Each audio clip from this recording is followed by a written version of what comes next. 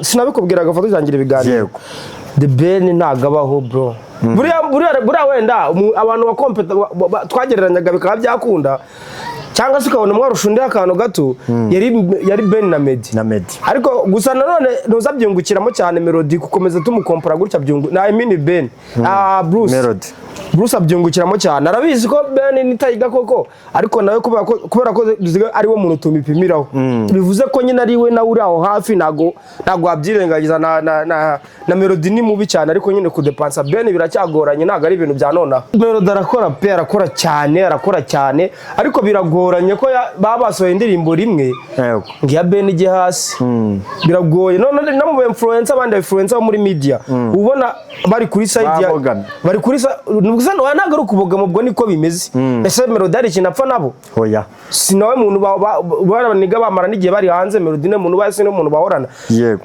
tuvuga se wenda ko Ben amurusha kubana nabo neza oya ibyo nabyo sinabihamya ariko unarebye no kumbuga urabona ko no mu influencer mu blogger irandirimbo niyo yahise ifundikira iriye kandi zirasa nkaho zasohokeye mu gihe kimwe ntabwo bavuga ngo imwe irashaje indi irashaje bibuka cya igihe Melody yavuga ko yasinye ngo miliyari urabizi ko bitavuzweho rimwe nyine abantu benshi batabyemeraga umujene noneho bigaragara yaje nyine ari umuntu uje mu nama gusinya amakontara ari imbere y'itangazamakuru yes byarangira bakamusora nk'umuntu w'imbesire toka kure nta natanu bamuhaye urumva nyine umuntu bizi azi izo nkuru zabanje ahita abona ko nyine The Ben ari kumukorera ibyo yamubanje ntago birangirira aho ngaho uribuka igihe Kizanera aza mu Rwanda yego Ben Melody akajya kumufata n'indabo urabizi ko abantu bose abantu bavuze ati ibintu ntago ari by'ibintu reka umuntu w'umustar nkawe ibyo n'abakobwa bajya kubikora uri umuntu w'umugabo uri umustar uri presenting igihugu bajya fata umusani mugenzi wawe n'indabo so gundi yaguha agacice gihe badekati n'ababikomperinenzaho cyane n'abandi blog bari icyo gihe ako kantu nako The Ben ako gasena kakagaruramo hari amatike 155 ari kugurirwa abafana runaka yego bazaza kugaragaza ko bashyigikiye Bruce Melody cyane rero tuvuga wenda bibaye ari nk'ukuri baguza amatike wenda bikazagaragara yuko ari byo ndikumva kwaba ari ukumanura level ya Melody kurusha uko haza bacebeza banyabo bamufite ku mutima yes bibaye ari byo bebana byaba ari kimwaro byaba ari igisebo kurusha uko yareka ko nubundi ntago Melody wenda tuvuge ko atabanganya na Ben ariko ntago Melody ashobora kubura abantu baza kumureba pe ntago ejo bundi nahoze mbona n'abari kwitera amatatuwaje ya Melody n'abitera ya The Ben ariko abantu bararambukirwa bundi abantu nk'abafana nk'abari ababaho kandi warababonye bane nkabira bintu nk'umuntu yarifashe umugongo wose awuzuza 001 Bruce Melody nageze ko nagiye afata urutatungo rwa Vestina hano arwishyira mu gahanga mwana se bari abana banyweye ibiki ashenge nayo nagize ni AI bira bintu nibyo nabonye bamukoresha n'ama interview yagifite nubu aracyagifite ariko nshobora kuba ntekereza ko yabuze uko kiva none ikintu kiri ahangaha utazanahisha sharira atabe ryo niribaho kabisa so rero bira bintu abantu bo muri 155 babaye babikoze cyaba ari sinzi niba na Melody gento yabyemera byaba ari ibintu kuko byanga bikunda bibaye ari byo hari umunsi byazajya hanze tukabibona urumva ko ari no kwitera ikizere nanone kwaba rugaragaza koko kutinya Ben ku rwego none ururenze no kumutinya byaba biri ku yindi level kabisa. What's up people, this is Open TV nkuko mubibona uyu bari imbere ni Kafuru suza abanyarwanda abanyarwanda ndasuhuza bakoze subscribe no muntu ufite umutima wo kuyikora we niba udafite umutima wo kuyikora ntago ngusuhuje okay ndasuhuza abanyarwanda bakoze subscribe kuri Open TV mukomeje kutwongera courage mukomeje gutuma dukora cyane mukomeje gutuma tubagererayo kubera yuko nyine niyo motivation muduha Kafuru rero utarajya kure man of God I'm back again kuri Open TV man of God ataragera kure ibintu bikomeje gufata indi ntera urumva bari kuva Nyarugenge bakajya muri Gasabo bakinjira muri Kicukiro no kuvuga ati muri Kigali ibintu bikomeje gufata indi ntera wahoze kuri set yego ubu niho uvuye. nari mpabaye Amakuru nzaniye urumva ngiye kuyakubaza nk'umuntu utayazi kuko ni wowe uyafite. Shanda nari mpabaye. Urumva cira mu ncamake y'ayo makuru. Ni ukuvuga ngo umuhungu wanjye agire gutya mu bari bashinzwe writing y'ira video. Yego. Agire gutya amako nabonye usigaye witereka kandi hano nkambona hari ibintu waje ukabivuga waje ukazabibwira abantu ko biri ko abantu bazabikiniramo. Ndavuga ni se nibi ati ngwino ndi kuri shoot ya Beni. Niye ndirimbo se indabo zanjye ngwino nayo ibintu yakoreye umuhungu. Nanjye urumva hose nari ko hatangwa na gahunda zose nari mfite naraziretse. Nahise nikoza akadushe nikoza ku mwana mfata gahuma ndagenda. Bageze babizi ko nyine ku bintu bya lighting ari ukuntu nanjye hari utuntu mba nziho ubwo yagira ngo namufashemo gake ariko nanitarira amakuru. Ariko ibi bintu ndi kubikunda ino ntambara niyo twe twarabuze muri game. Yego. Iyi niyo ubundi ni gutya showbiz igomba kuba imeze. Unemo ngutemo. Bibere n'umukoro abantu ba Keniso n'abantu bazi ko ngo showbiz ngo ari uguceceka umuntu akaza kuvuga ngo ntuvuge ngo ntumusubize. Yego. Kandi bizi ko ari umuntu ufite izina rya kungana n'iryawe ashobora kwangiza iryawe ugaceceka. Niba The Ben yabonye ko agomba kugeza akavuga wamwataka nawe akakwataka. Ibintu byahinduye isura ubwo umuntu adashoboye kwirwana harasigaye. Nshaka umbwire muri iyi video ni iki mwashutinze? Umuntu wanditse ira script yaranzekeje. Uribuka ko hari inkuru zigeze kuvugwa kuri amujene Munyakazi Bruce Melody yakoze surgery. Nyine ngo yabagishije inda. Rero urabizi ko muri video yabanje Munyakazi yari yafashe umujene usa na The Ben amuho perike ayo ni perike ni plante nyine iki ayikuraho kugira ngo The Ben yacecetse. We yaragiye no nashaka undi muntu w'ikiduma umeze nka Melody neza bigaragara ko umukorera surgery kwa muganga. Yambaye n'imyenda yo kwa muganga cyane rwose. Ben ari umuganga ari kugabanya ibondo arimo aricegeta neza avanaho kino gihu kibinure wanza namara yarari hafi kuyakoramo.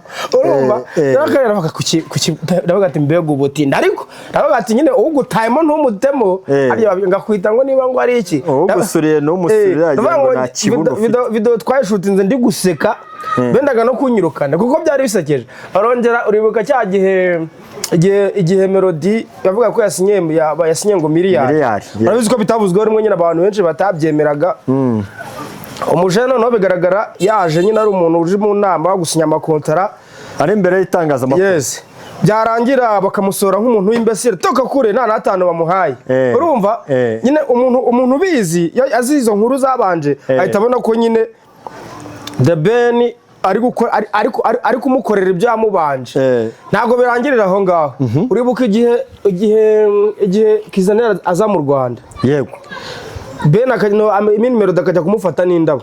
Urabizi ko abantu bavuze ati ibintu ntago ari by'ibintu reka umuntu w'umusitari nkawe ibyo n'abakobwa bajya kubikora.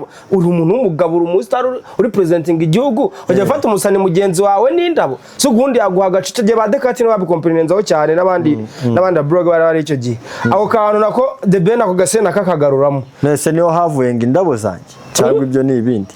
Oya iby'indabo zanjye ni The Ben hamenyeka ko ashaka kuvuga ngo nyine mu ibyo mu respect yanyu. Nyine urumva ira ndirimbo ya Ben ntago yari ihari. Ira ndirimbo yakozwe nyuma yuko The Ben amenya amakuru ya Munyakazi abona ko umujene yamwibasiye cyane. Aravuga ati rero kubera ko n'ubundi ibintu byose mbikurusha reka we wafasha akantu gato yabari kukoresha ngereka video yose ngigire ko kwibasira. Yego. Urumva ndayigutuye izasohoka ejo saa 7. Biteye ubwoba kuko buriya nyine iyo umuntu ari mukura kuvuga ngo noza The Ben na Bruce Melody hari imbuga nkoranyambaga ku buryo nta kindi kintu kiri kuvuga wavuga iki ntacyo. Urumva n'abari kuzuza za arena n'ibitureba. Urumva kuri uyu mwanya hari kuvuga The Ben Bruce Melody ukora ikindi kintu urahiye.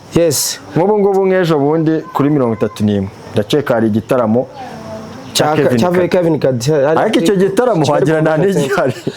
Nukuvuga ngo nyine baravuga ngo hari inzovu ebyiri zirwaniye ubwatsi nibwo buhagendera. Urumva rero hano dufite inzovu ebyiri ziri guhangana. Noneho ibino bintu bigera gutwara igihe kirekire. Urumva turi kuvuga mbere y'igitaramo.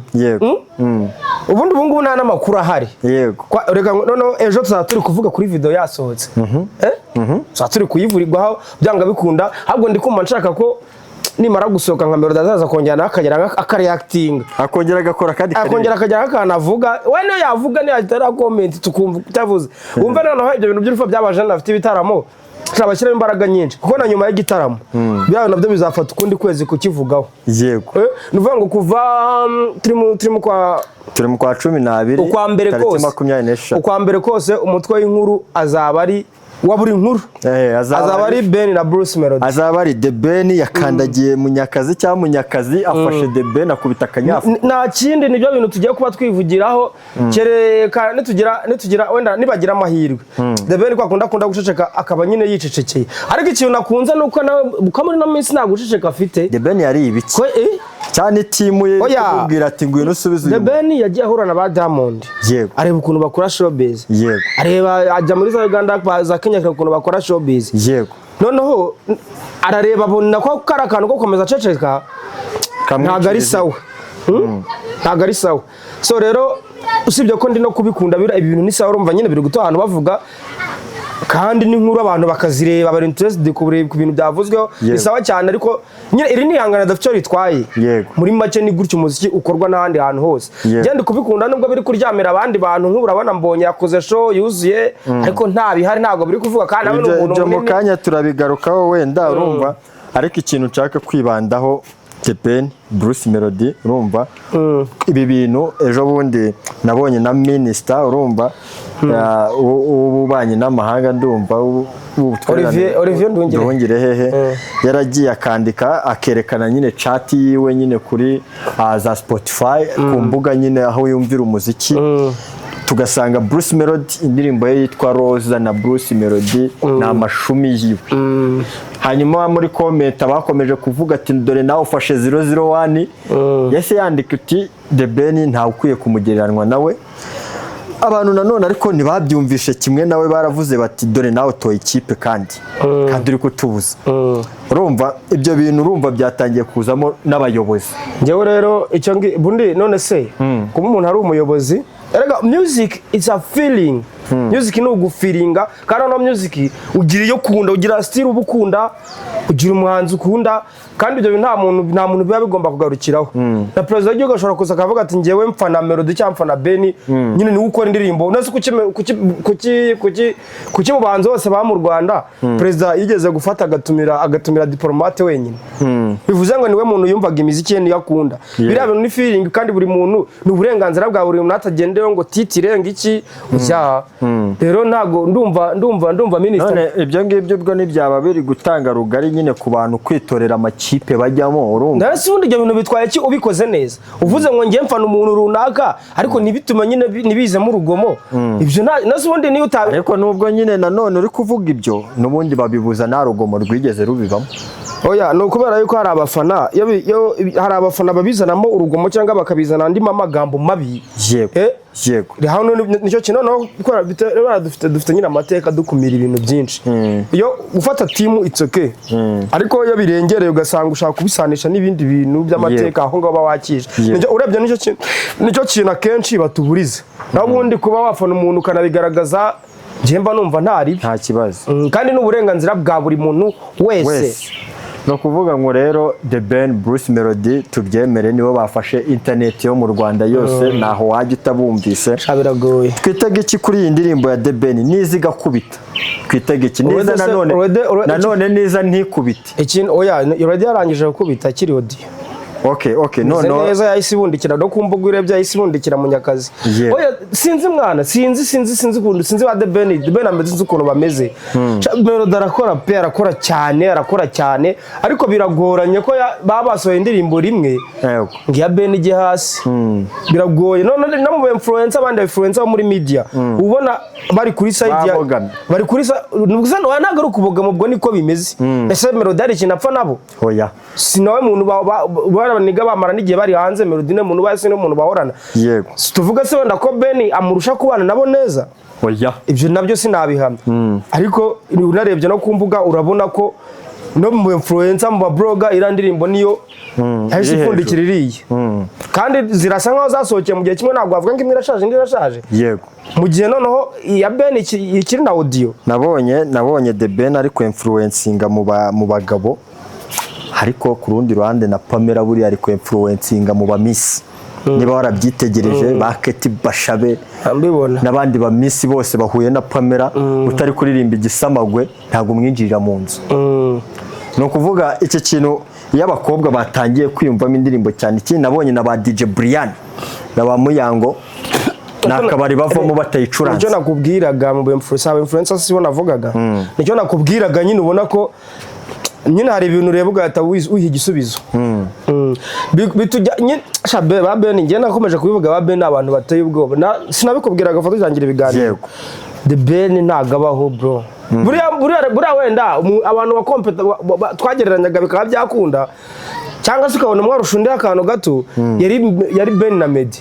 Ariko gusa nanone ntuzabyungukiramo cyane Melody gukomeza tumukompara gutya I mean Ben Bruce abyungukiramo cyane. Arabizi ko Ben nitayiga koko, ariko nawe kubera ko ari wo muntu tumipimiraho, bivuze ko nyine ari we na uri aho hafi, ntago wabyirengagiza na Melody ni mubi cyane, ariko nyine kudepansa Ben biracyagoranye, ntago ari ibintu bya nonaha. Musimbutse rero dore ejo habaye igitaramo muri Kigali Arena. Igitaramo cyambonye twahereye ku matike ari kugurishwa ngo bwishwa kwa Ben, amatike ngo y'abantu bo muri 150 bari kugurisha abantu kugira ngo nyine tusoze inkuru ya ba Debeli cyane biravugwa namvishe nabyumvanye iyo nkuru tuyinjiremo. Hari biri kuvugwa ku mihanda yuko hari amatike 155 ari kugurirwa abafana runaka, yego, bazaza kugaragaza ko bashyigikiye Bruce Melody cyane, bakisiga n'amarangi. Sindi shuwa bashobora kuba no wenda ari no mu buryo buri abadumba bagira strategy bamamazamo ibintu byabo.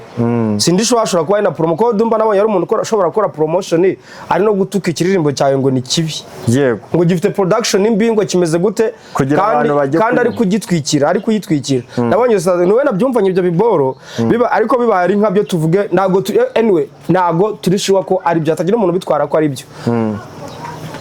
Nabyumvishe kuri Dumba ni rumors kandi bihuha byose hari ibivamo ari ukuri. So rero tuvuge wenda bibaye ari nk'ukuri, baguza amatike wenda bikazagaragara yuko ari byo, ndikumva kwaba ari ukumanura level ya Melody kurusha uko haza bacebeza banyabo bamufite ku mutima. Yes, bibaye ari byo bebana byaba ari kimwaro, byaba ari igisebo kurusha uko yareka ko nubundi ntago Melody wenda tuvuge ko atabanganya na Ben, ariko ntago Melody ashobora kubura abantu muri imihanda baza kumureba pe. Ntago ejo bundi nahoze mbona n'abari kwitera amatatuwaje ya Melody n'abitera ya Debeli, ariko abantu bararambukirwa bundi abantu nk'abafana nk'abari ababaho kandi warababonye bane nkabira bintu nk'umuntu yarifashe umugongo wose awuzuza 001 Bruce Melody. Nageze ko nagiye afata urutatungo rwa Vestina hano arwishyira mu gahanga, mwana se bari abana banyweye ibiki nje nari nagize ni AI. Bira bintu nibyo nabonye bamukoresha n'ama interview yagifite, nubu aracyagifite ariko nshobora kuba ntekereza ko yabuze uko kiva, none ikintu kiri ahangaha utazanayisha shadirira atabe ryo niribaho kabisa. So rero bira bintu abantu bo muri 155 bira bintu babaye babikoze cyaba ari sinzi niba na Melody igihe nto yabyemera, byaba ari ibintu kuko byanga bikunda bibaye ari byo, hari umunsi byazajya hanze tukabibona. Urumva ko ari no kwitera icyizere nanone, kwaba rugaragaza koko kutinya Ben ku rwego none ururenze no kumutinya, byaba biri ku yindi level kabisa. No kuvuga turakumiriye ibyo bintu niba ari nabyo nibabireka ko niyo wabagura ntabwo ushobora kugura abafana ku buryo uri buze kubarusha Ben. Music ni amarangamutima nk'uko twabivugaga, ashobora no kugera mu gitaramo ariko buriya amaranga umuziki akamuganza ntajya aho wamuteganyirije kujya. Yes, ibyo bintu rero mu byihorere hariya tugiye nihangana, tugiye kubireba ko kurusha undi, urumva mureka ayo manyanga yose. Ikindi kintu ikindi kintu rega bato banayikuyeho ntabwo ikiri bato, ariko mu mitwe bato ukuntu baba bimeze bafata abantu bamwe abahanzi b'umuhanzi umwe bakabicaza mu gipande kimwe n'andi mu kindi ntabwo baba bahuye noneho ikintu kigaragaza wakubise undi bareba nyine vibe zari kuri buri side niho hantu babipimira rero barabyanze mwazaririmba ndaveho ndazajyeho mu gihe umwe ari kujya yinjira wenda round 1 akakubita n'undi akaza round 2 bariya nyine bazabikora bisanzwe urumva shoni ya Beni Rudi burashobora kuba ari nawe zanabanzaho ariko ukuntu nabundi ntituzabura kubijajinga ko ukuntu bizaba bimeze kuri Melody ariko ko byagenda kose nyine judgment yo ntiyabura igitaramo yaje nyuma n'ubundi urumva ewana arabasimbukira ariko hari n'umuntu ushobora kuza kuri stage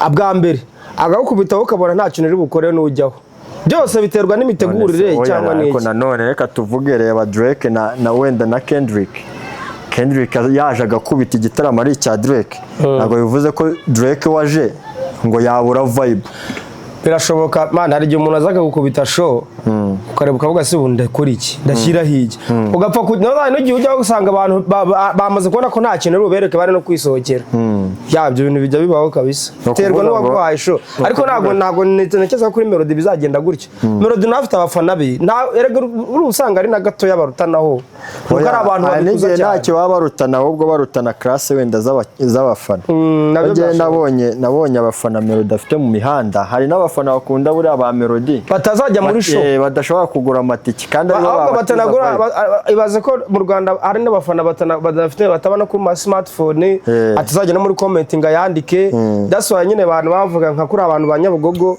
ugomba kujya ukabasanga aho bari bibari bikunda mukabasanga hariya kubera ko nka benshi bari abajene ubusanga kushaka gufata nk'icuma ry'angaze kuri tangara iriwe yirukanyira imihanda atarebuze ugasanga na smartphone agira abonye ko jonde tujyayo kubabaza byari byabashimishije cyane bakabasaba bakagira gute ewana akira show tuyikomeze kabisa era show nubwo abantu tuba turi kubikorera bo nyine reba ko bitaye ku muntu twakoresheje interview twebwe nibakenere kutumenya ariko it's okay narebi nubundi Imana ni izahesha umugisha amaboko yacu yego tugiye kongera tunasubire Nyabugogo kabisa ahantu henshi ngara twibariza abantu ubundi hari naho hantu upimira umuntu ukunzwe yego byanyabye bya social media zanyu ikintu rero naringiye guhita nsimbukiramo ni cya gitaramo narindi kubwira aho mbonye yarabyerekanye 1 2 3 ni bisanzwe kuri we ubu bwari inshuro ya 4 icyambu 4 kandi ubwo yibaga ko amaze iminsi uno mwaka yagiye no muri za Kenya na harabomora ajya za Kampala harabomora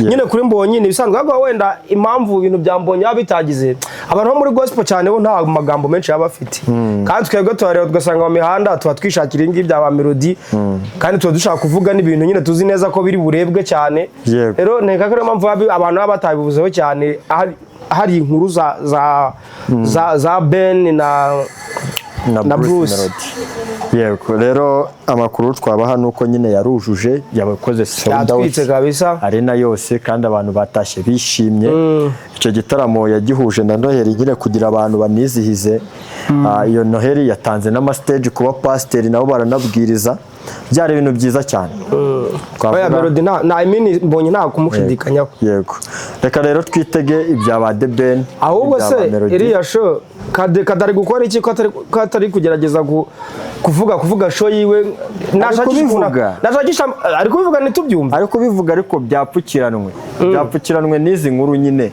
reba se ko natwe tuje tukaba tumaze iminota hafi 20 twibereye kwa The Ben kandi tubizi ko iyo show ihari ariko ikintu gihari cyo nyine ni show zitanganya ingufu kandi zizaba ku minsi ikurikiranye urumva kandi ikindi nanone Kade playlist ya Kade nyine harimo ba Bulldog ba Riderman ese wamugana azazana na Kiba ariko Kiba nta baraga gifite mu Rwanda na power play afite mu Rwanda no minsi Kiba ako kiza cyaba Kiba afite abantu babakunze kera bo batazi Kiba bura afite abafana be bazamani bamukunze kera nyine baba bagomba kujyayo nubwo wenda abatari abantu bigaragaza cyane ariko nyine tugere tuvuze ku bantu bagezweho bakurura abantu ni nk'irasho ya uramukobwa muri Jamaica ninde Urambe bwo muri Jamaica wakoze hit and run na Mavado iriya show ushobora kuzashya nkurikije ngiye kugira ngo reva uba ugomba kuba uriho muri icyo gihe kuyakora igitaramo mu Rwanda gikundi abanyarwanda n'abantu bashaka. Ahubwo hari ikintu kiri kuvugwa ko iriya show yabo urabizi izakurikirana n'iyaba The Ben bukeye bwaho. Rero biri kuvugwa ko buriya BK Arena yapanze ibintu nabi. Urumva ba The Ben birasaba imyiteguro, kubaka ama stage, kubanza gusenya ibyo bakoresheje, kandi bankoze show nonaha ntago turara tubisenya, tuzaza ejo. Nawe guhita wubaka show zawe. Nabonye birimo za score wenda bizabira amafaranga bizihuta, ariko icyo nakubwira cyo promotion ntayo. Urumva ikindi kintu urambe indirimbo ya hafi iri hit ni hit and run maze nk'imyaka 2 niba atari umwe n'igice. Urumva nyine nawe turebye indirimbo nyinshi izizwi, indirimbo azwi n'abantu bake bakurikirana imiziki cyane. None nka Mavado we ni wa kera. Urumva Mavado reba hari umuntu ugeze kuza uyu mujama waririmbye yitwa nde mutipe muri Jamaica nawe abana muri Jamaica rwo nahatabahira cyane ubwo umwe waje akagira abafana batatu nuze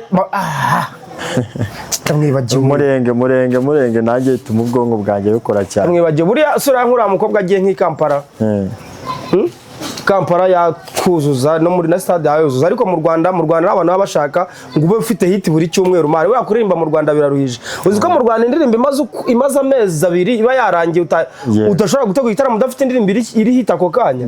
Rero none ngereranyije nge n'imyitabire n'imitegurire yo mu Rwanda n'ikintu bisaba kugira ngo ube wakurura abantu mu Rwanda. Ubu uri umunyamahanga uri umunyarwanda nago urambe be aka kanya ni nawe ndi kuvugaho cyane ko niwe ugibuze wa hafi Mavado se uninde muntu uzindirimbo ye yavuga kereka abantu bakera biragoye ko ira show izagira abantu ira show izaje kandi abantu batugura ibitaramo mu Rwanda tukibaza n'abantu baba bateguye bakajya gutumira umuntu nka Mavado.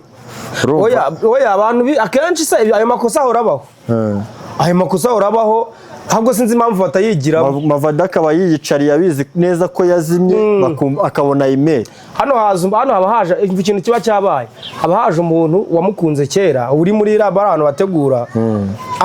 Ntekereza ko feeling bayumva mufiti yarizo azisangiye n'abandi bantu. Nk'ubu ngera ngo navana ngo ngiye kureba Mavado navuga ngo ni ubuntu sibyo.